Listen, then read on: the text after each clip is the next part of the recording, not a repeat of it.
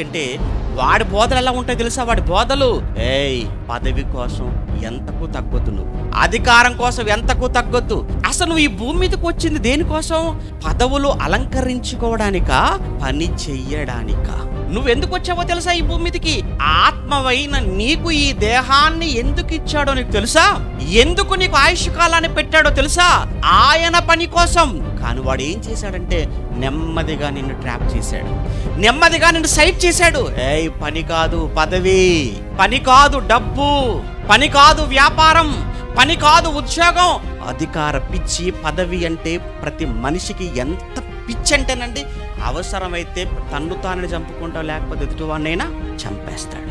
అందుకే నేను ఎప్పుడు ఒక మాట చెప్తుంటాను, ఈ పదవులకు, ఈ అధికారాలకు ఎంత దూరంగా ఉంటే మీరంత భక్తిగా ఉంటారు, మీరంత భక్తిగా ఉంటారు, అంత యథార్థంగా ఉంటారు, అంత కల్మషం లేని వారుగా ఉంటారు. అందుకే మాలిన ఈ పదవులు, అధికారాలు అవి మనిషిని దేవునికి కాదు, మనిషికి కూడా దూరం చేస్తాయండి.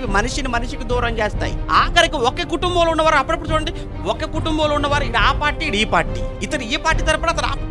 ఏంటండి దారుణం? ఏమండి, మనకు అన్నదమ్ముల అనుబంధం కంటే కూడా ఎక్కువ ఇవి చెప్పండి ఈ పదవులు. అన్నదమ్ముల మధ్య ఉన్న బంధం ఏంటో, అనుబంధం ఏంటో, దానిలో మాధుర్యం ఏంటో తెలియదు. అది తెలిసి కూడా ఈరోజు ఆఫ్టర్ ఆల్ పదవుల కోసం ఎంత దారుణం చేస్తున్నారండి.